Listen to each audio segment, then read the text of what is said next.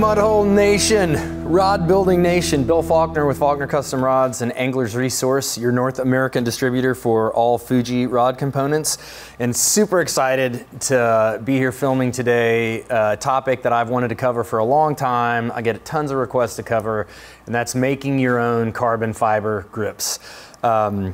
As you know, there's a lot of really good grips on the market now, pre-made carbon fiber grips, but if you truly want to be an accomplished custom builder where you can create all your own shapes, fit sizes, lengths, however you want, manage colors, finishes from matte to high gloss, however you want, to me there's a ton of value in being able to make your own. So that's what we're gonna go over at a basic level today.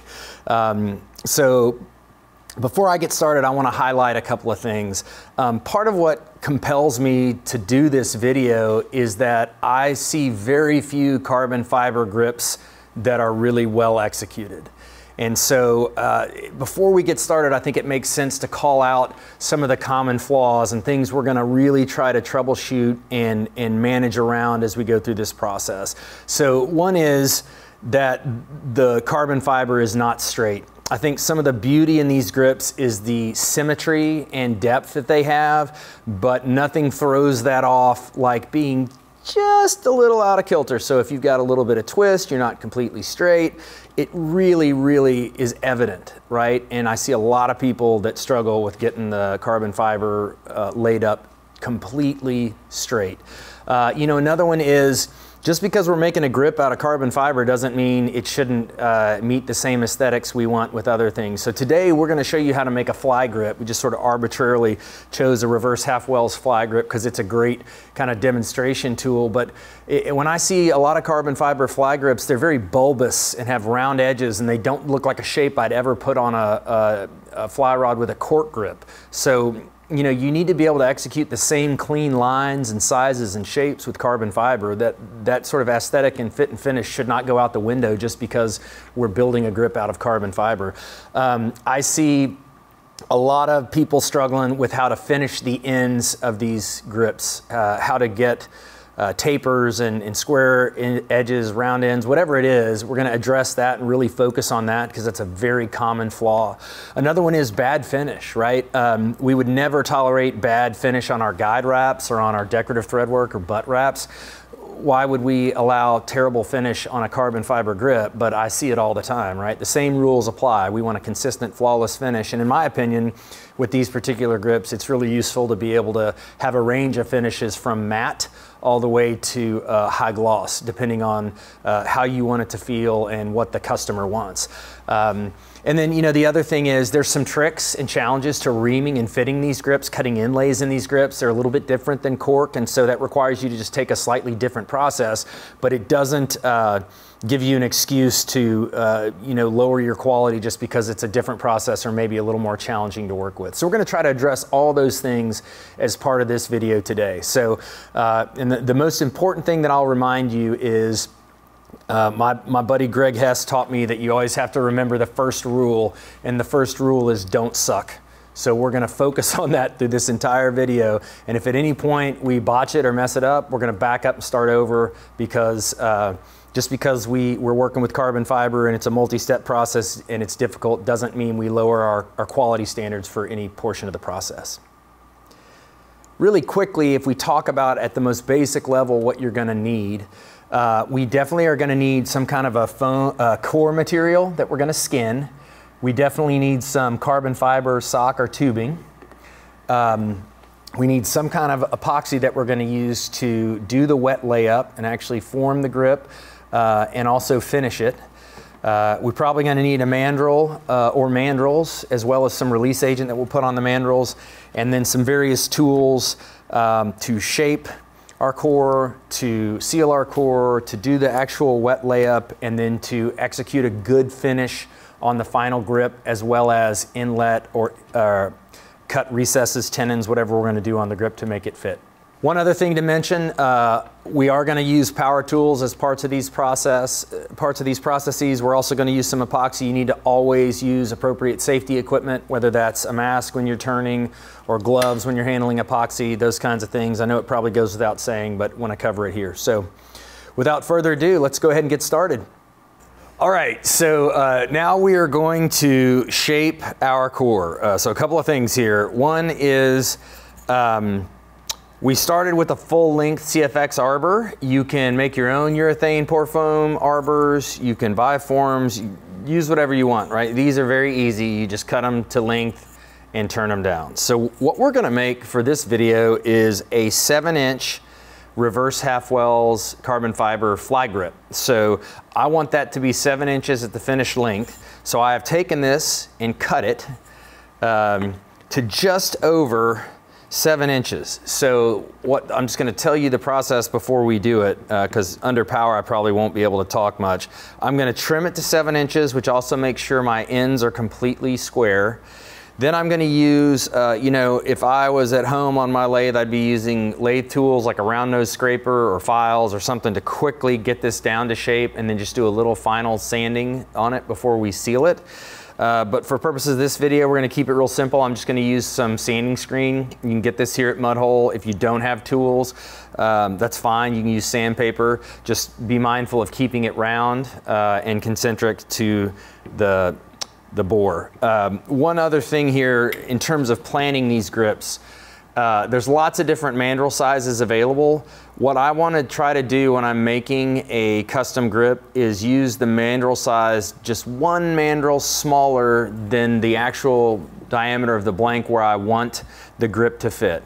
In theory, you could make them all 1/4 inch, but they're very durable and they're hard to ream, and they're kind of hard on your reamers. So by picking a size just slightly undersized of where I want the grip to wind up in terms of bore diameter, it leaves me just a little bit of reaming, so I can get a really good fit and finish, but I don't have to ream a lot, which you know, creates risk of tearing up my reamers or getting out around. With that, we're gonna get started. I'm gonna true up these ends, make sure we're level first, and always we get it level right, and then we'll be able to use it through the whole process. And no surprise, we nailed it, completely level. I've got eye protection on. I'm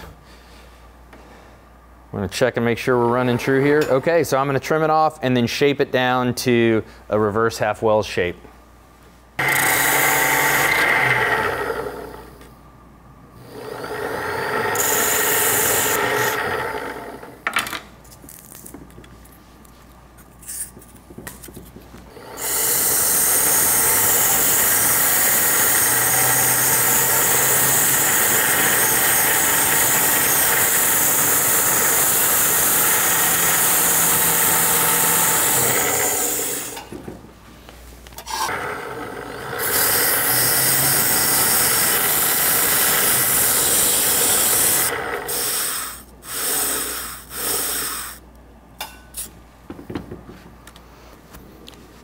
All right, easy peasy lemon squeezy. So I use the 1/180 grit sanding screen, which works great, really about as fast as a lathe tool. I squared up those edges really true. You notice I left them very sharp because we want to keep good shape in our finished grip. And you know, we're going to seal this core, and I'll talk a little bit more about why that's so important. By seal, I just mean coat it with a coat of epoxy, the same epoxy we're going to use for our wet layup. So how fine I sand doesn't really matter. For the record, that was 400 grit paper after the 180 grit sanding screen, but you know, I usually go 400, 600, just something to smooth it out because everything else is going to be taken care of by that seal coat. The next step is going to be to seal the core. Now, we're going to use the same epoxy resin that we're going to use for the wet layup and for the final finish. And this is CFX 800 resin. It's got a 5-to-1 mix ratio. And so basically, to help you understand about how much finish you're gonna need, for this step, we're gonna need about 1 cc of finish for each inch of grip length. It doesn't take very much finish since we're just coating this core. So I'm gonna mix 5 cc's of the resin, and then I'm going to add 1 cc of the hardener or catalyst, and we're going to mix that in our motorized epoxy mixer. You can do it by hand if you want. The viscosity of this is pretty thin, so it mixes really well in that stuff. So again, 5-to-1 ratio, just like the package recommends.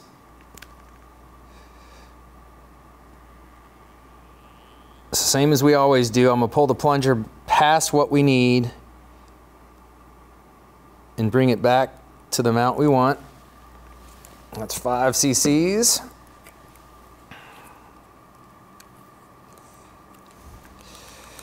Make sure we get it all out of that syringe. All right. Now we're going to do 1 cc of our hardener catalyst. Again, we always go past what we think we need. I'm making a mess, but I got 1 cc. Add that to the mix. Make sure we get all the extra out.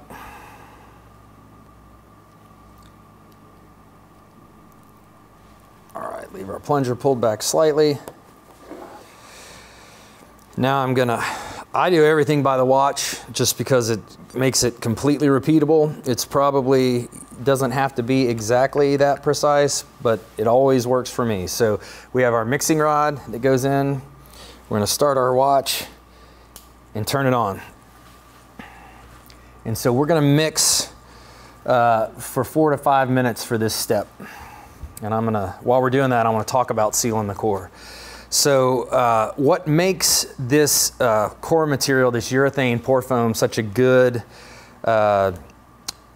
chassis for the grip or core to the grip is that it's very light and very rigid. It doesn't resist puncture or tearing well, but once we skin it with the carbon fiber, it's nearly indestructible. So it's a very good core. However, if you look at it very closely, once we sanded it and shaped it, and like you saw in the video, we sanded it down to a quick, about 400 grit finish, and we left our edges very, very sharp so that we have good looking edges, sort of crisp edges when we finish skinning the grip, even after the layer of carbon fiber and the layers of epoxy.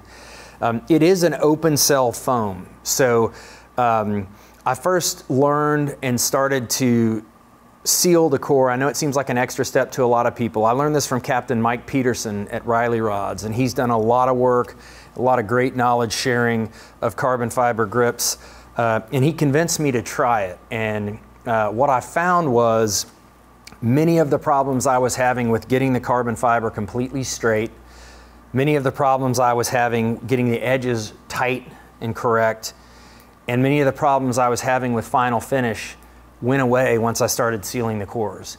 So I know it seems like an extra step, and technically you don't have to do it, but it's absolutely worth it because it gives you very consistent results in your final finish. It makes it much easier to do your wet layup and get the carbon fiber straight, and I mean perfectly straight. And it lends to making much better edges. So, you know, if you want to skip it, but I'd do so at your own risk. We got 2 more minutes to go. While I'm waiting on that, these kind of epoxy mixers are super useful and handy to have around. The only thing you need to be mindful of is you got to clean this mixing rod each time after you use it. So in order to do that, what I've done is I've cut 2 squares of paper towel. I've got one of them wetted with rubbing alcohol. I've got one of them dry. And I'm gonna clean this off when we're done mixing with the dry one first, and then with the wet one, and then it'll be clean and ready to go the next batch that I want to mix. Okay, so now we've mixed our epoxy, and I'm just gonna roll this mixing rod around the cup a little bit, get the stuff off, let some of it drip. Now I'm gonna take my dry paper towel, kind of double it over, and just wipe off all the finish I can. Then I'm gonna take my alcohol wetted paper towel, just follow behind that, make sure I get all that residue off. We're gonna be using the same type of epoxy over and over, doesn't matter that much, but best to just take care of your equipment. Put it there so we know where to find it. All right, now we're gonna apply our finish. So you just take whatever brush you've got.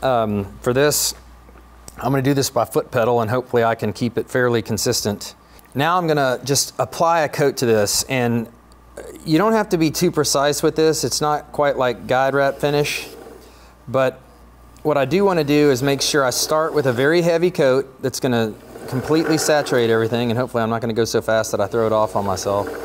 You can do this by hand. I find it a little bit easier to do it under power. You can use a finishing motor if you have a finishing motor, whatever. We're just putting a pretty heavy flood coat. Now, you're going to get a lot of sanding residue, and you're going to see stuff starting to come off into the epoxy on the bead you have on your brush. That's one of the values of doing this. It's impossible for you to get all the sanding kind of grit and residue. And unlike wood that kind of comes off like sawdust, this stuff comes off almost like sand. And I've got all kinds of nasty contamination coming off this grip into the finish. I've got all kinds of bubbles coming off this grip into the finish, and that's exactly why I'm sealing it before I try to do the wet layup with my carbon fiber. I don't want any of that stuff in my carbon fiber. And if you can see, I'm just you can just take a bead and have it follow the brush around, and I've got enough on there. It'll actually absorb a little. You can see I'm almost leaving like a screw thread pattern.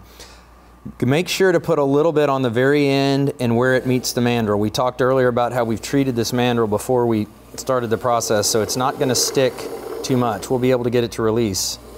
Now we're going to take off, you want to remove it now. I'm going to take off all the excess, and if you see, you can get close on that, how opaque and nasty that epoxy is. That's all sanding residue, that's all bubbles. That's stuff you're dealing with in your carbon fiber wet layup if you don't seal it down now. So almost think of it like a priming coat before you paint over it. Except this next step is actually our carbon fiber, not a coat of paint. And all I'm doing is just going along, making sure it's evenly distributed and removing excess. The places you want to be really careful, don't leave excess finish on the sharp corners at the nose or the tail of the grip. You want that part really clean. And that's it. You can see it has almost kind of like an orange peel surface to it. There's lots of bubbles. I have not built any depth to this finish. I probably wouldn't even get a different reading on a caliper. It's just enough. I'm making sure I don't have any extra here around the end. It's just enough to seal it up, and like I said, remove all that fine sanding. And if you can get close to this, I want you to see all that stuff that's in. I mean, it's filthy. That stuff would be floating around in our wet layup coat and maybe coming up through the carbon fiber. Certainly the bubbles would while it's curing if we didn't take care of it now. All right, so now all we got to do, and again, I realize this requires patience and seems like an extra step, but we're going to let that cure completely. And we'll come back, normally I would come back tomorrow and do my wet layup. We've already got a core that's been sealed, so we can go to the next step. But that's everything you need to know about sealing the core. And again, if you haven't tried this, try it. Mike Peterson got it right. It makes a huge difference in every step in the process after this. Okay, so now what we have here is a sealed core. So this is the exact same 7-inch fly core and a reverse half well shape that we sanded and shaped. Now we've sealed it, and now we're going to do the wet layup. This is the fun part, right? Couple of things we want to cover here. First, let's talk about cutting our carbon fiber to length. This is a 7-inch grip, and I'm probably going to give at least 2 inches of excess on either side. And I realize that seems like a lot of carbon fiber, but a huge number of the issues that you have with your ends, if you are not getting your ends correct, if they're not tight, if they don't keep shape, you're making it worse by using too little. So don't fall for false economy. Use enough carbon fiber. And as you can see, this is probably 2 inches plus of excess on either side. And I'm not being particularly delicate with how I'm handling it, but I don't want to unravel the end any more than I absolutely have to. So now the next step is, you see this stuff has been folded and isn't exactly perfectly symmetrical, right? It has some irregularities to it. We want to straighten that out, and that's no problem because we can easily do that. This is another idea from Captain Mike Peterson at Riley Rods, and it's huge. So most of the process I'm about to show you, I learned from him, and it works really, really well. So what I have here is a couple of what I would call transfer forms. These are made of hybrid carbon fiber and fiberglass, and that's why they're colored. But they're essentially just long, straight cylinders, and I've made a few different ones with different size diameters that are similar to the mandrel sizes I'm going to be using. And I use this to straighten the carbon fiber and then transfer it onto my core. And so what you do is you just gently expand this carbon fiber and you put it on there, and you can see it's not completely straight, right? But by putting it on here and kind of flexing it and straightening it a few times and running my hand down it, don't worry if you see some threads or things coming loose. I'm essentially able to straighten that so it has no twist, no bend, none of those irregularities from where it was folded. And you want to pay particular attention to where it was folded in the package, but you don't need to be worried about it. The key is if you have it straight on here, it's going to go onto your core straight. So this is when we do all of our straightening. We haven't mixed our epoxy yet. We're not in a hurry. We're just getting that core perfectly straight. And by looking down it, I can see if there's any gaps or irregularity, and either by squeezing it together or pulling it apart and kind of milking it, I can get it straight. Once I've got it straight and I'm happy, I'm just going to set it aside. Next is we're going to put a coat of finish. I'm going to walk you through the process because it's going to happen quickly. We're going to be on a clock. I'm going to measure the batch of epoxy that I'm going to use to lay up the grip.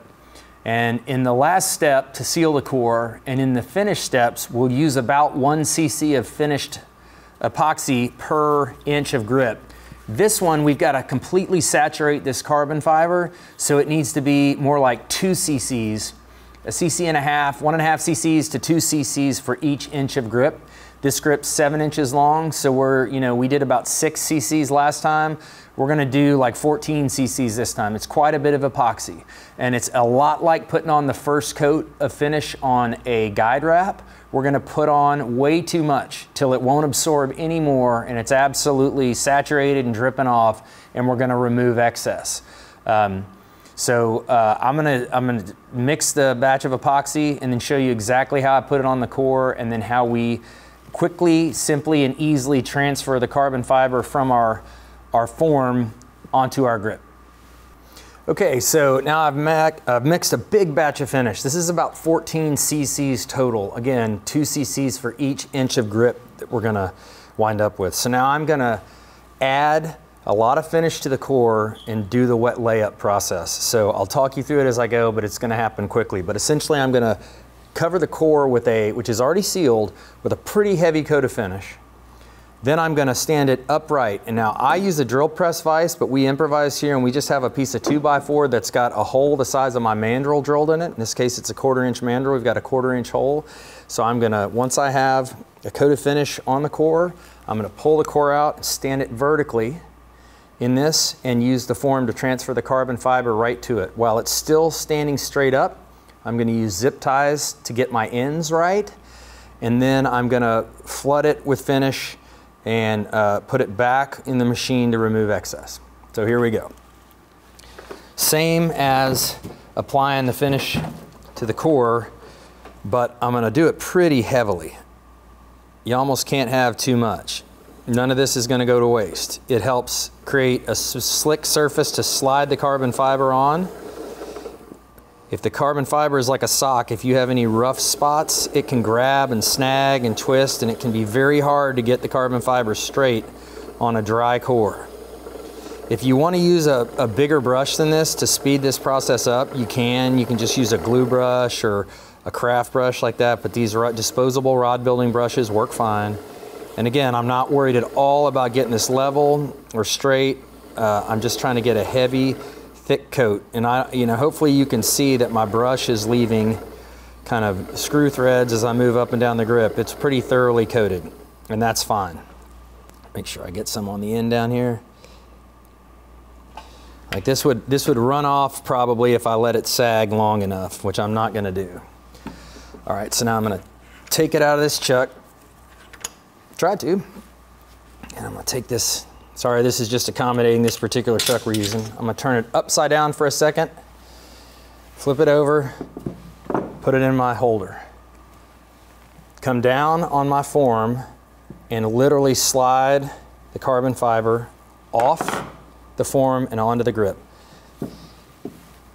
Then I'm gonna pull the excess carbon fiber on both ends. That's it. And you can see I've got a ton of carbon fiber. I could probably use a little bit less than this. Now we're going to do our ends. It's a very specific process. I have very small zip ties, and I'm going to put one zip tie, careful not to twist the material or move it around too much, right at one end. And I'm going to hand tighten it. I'm going to turn around, reverse the grip, put the other end of the mandrel in the hole. Again, pull tight, only on the carbon fiber. I'm not twisting. I'm not pulling at the very end. I've left myself plenty to grab on and pull. And now I'm going to put a single zip tie on this end. That's going to be enough to hold everything in place. Oops, make sure I don't. That's the other value of the vise is I can pull up. Okay, so now we basically have a wet core. You can see some epoxy coming out over coated with the carbon fiber with one zip tie hand tightened on each end. Now I'm going to finalize these ends. I'm going to rotate the first zip tie away from me, and I'm going to come in under that.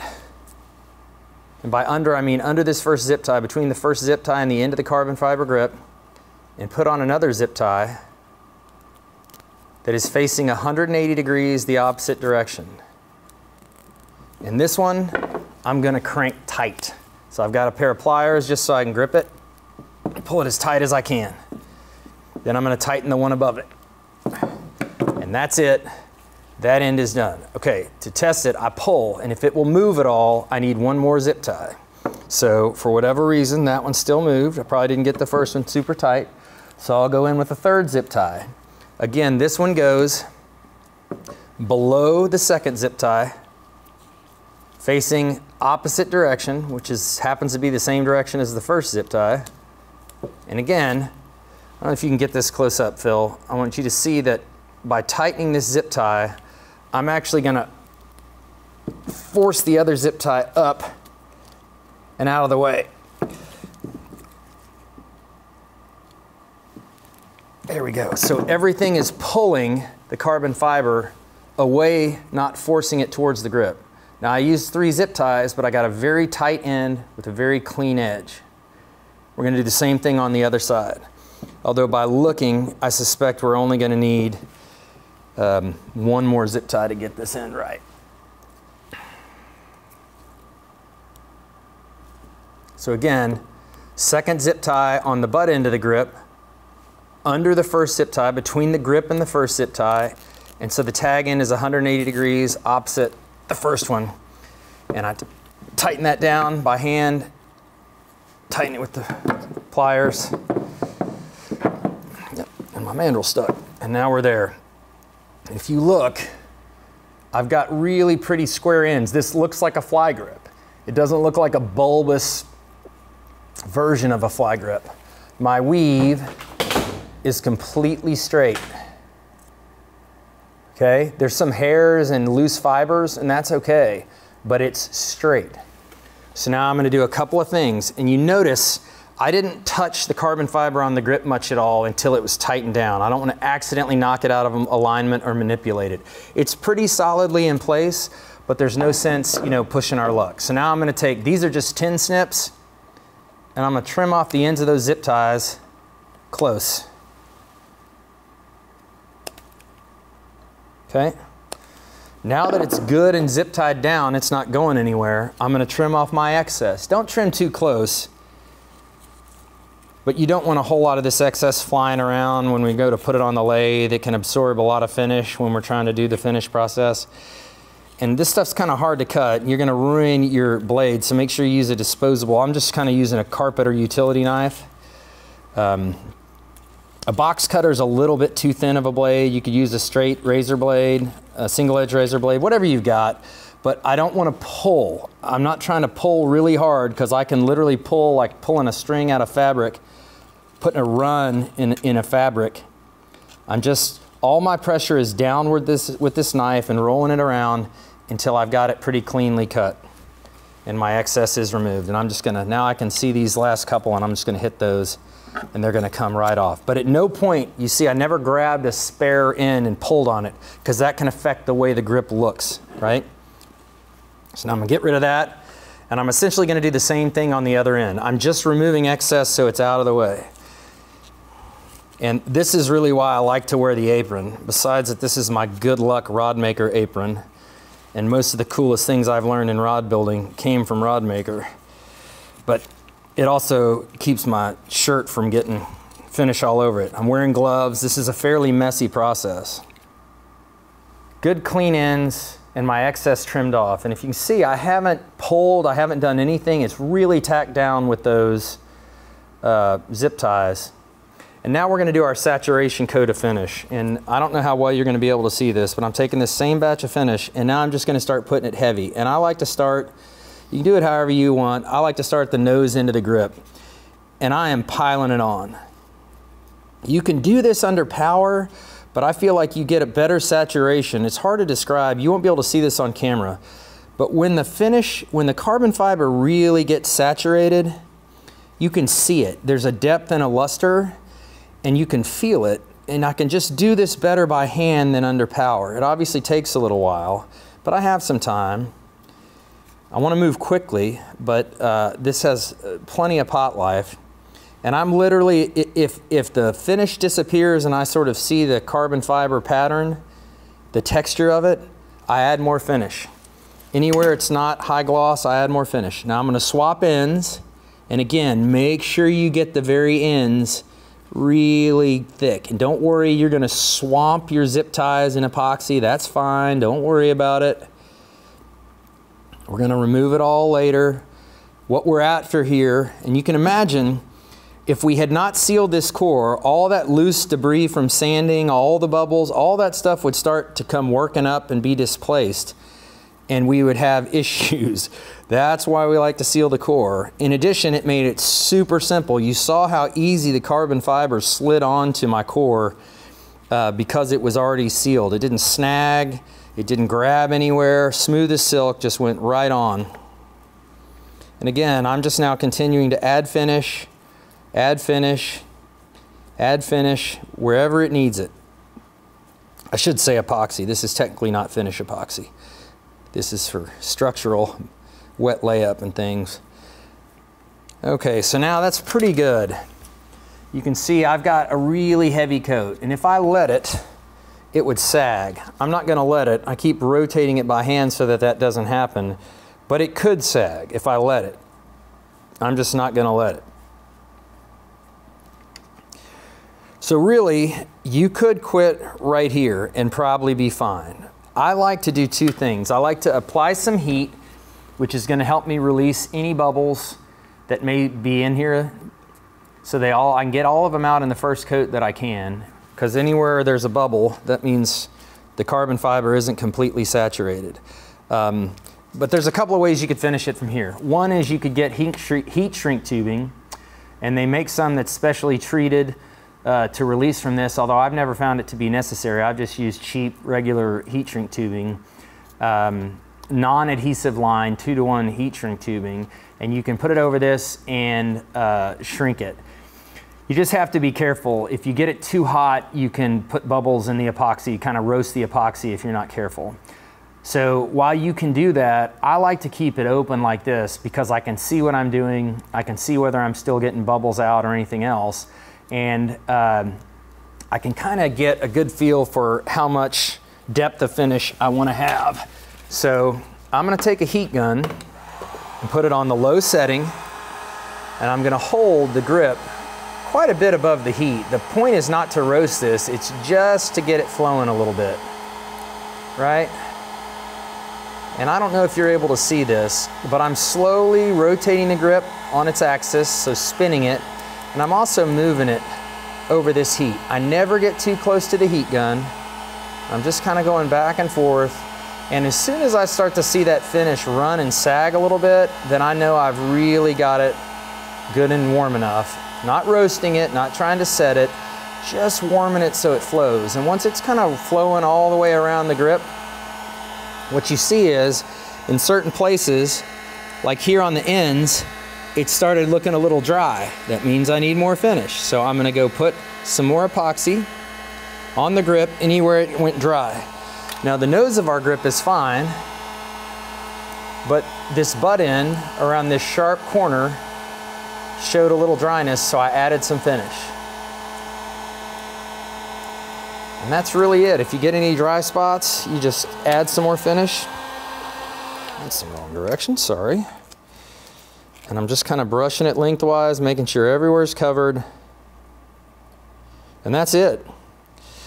Now, we want to really let this finish set up completely before we proceed to the next step.